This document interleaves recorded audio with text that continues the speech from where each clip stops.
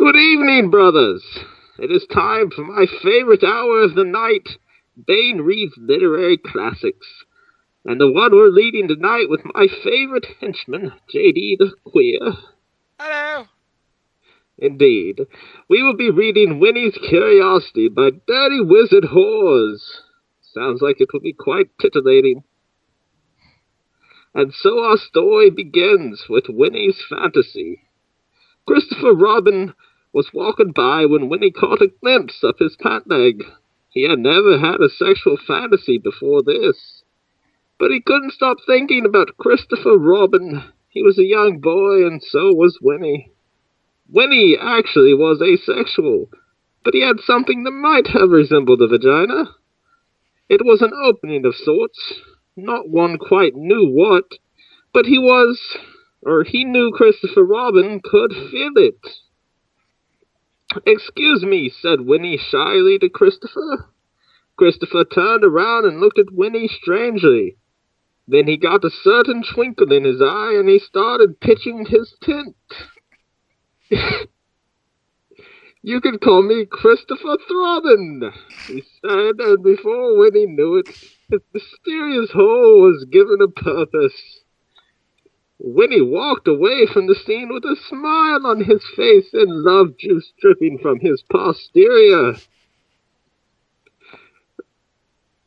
Winnie had only had a taste of what was yet to come. Now all he wanted was more. After douching out his mystery hole, he jumped back into the action, this time with Eeyore, a hot babe he had met online. Winnie and Eeyore, or Eeyore as she had asked to be called, decided to rendezvous at the park where all the children played.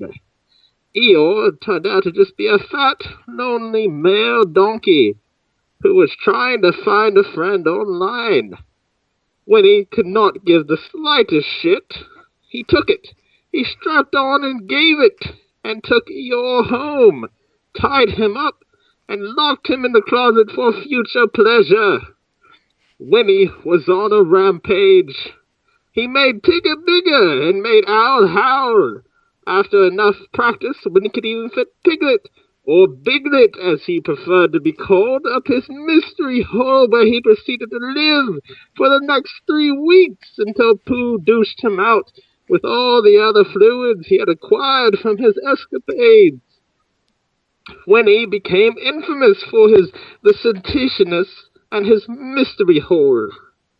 No one knew what this hole was for, but because it was near the area of the asshole, he was nicknamed Winnie-the-Pooh, and that's how Winnie got his name. The end.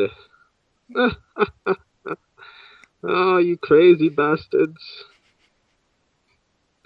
What do you think, J.D. the henchman? What do you want me to think, sir? I do not know, for that was quite insane. That was a very well-conceived story, sir. I would agree. I would not have thought of that unless I was extremely drunk. Indeed, sir. Shall we read reviews of the story? Nothing would please me more, sir. Just don't hit me again. I'll hit you all I want. Okay, You're sir. good, Toby. Anyways, on to the reviews, you whore. Review number 1 by What the Fuck is how drunk do you have to be to write this? That is a very interesting question. I would have to guess a lot. Indeed. Probably my favorite, because it makes no sense, is what Guest posted. I assume he was too lazy to make an account. He merely said the word fresh.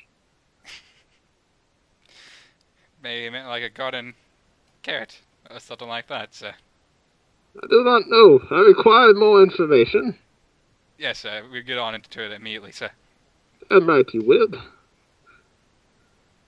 This person, Seven Darkness, woke everyone up with his laughter. Christopher Throbbin. Indeed, that was a good line. It was, sir. Let's see here. The weird emo girl. Sounds like your kind of girl. I'll take whatever comes to me.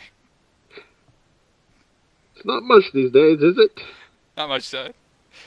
Not much at all. The sewers have not been kind. No, they haven't. Anywho, she says, "Oh gosh, XDD. I assume she has 2 chins. My childhood is ruined after reading that." And then she emphasizes that she does indeed have 2 chins again. Foreign collects, I assume. Well, the Vortex needs to go to a doctor because she said that I'm pretty sure that my eyes have herpes after reading this story. It is a good point you raised there, Voren.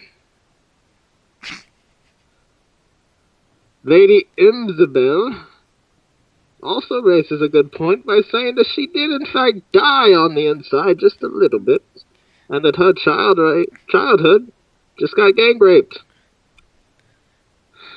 Oh, the mission's going according to plan, then, sir. Spread the fear to the masses and everything? Yes? Sure, maybe not in this kind of way, but I guess this person's a sick individual. I like him, sir. I like him a lot. You would. Him and I would get along extremely well, sir. Do not make me hit you again. Please don't. Moving on! Take Me to the Stars says that this was so disgusting that she only has 1 chin, but she found it to also be disgusting again. And then she says, I don't know what I should do, laugh or vomit. I would recommend vomit, then laugh.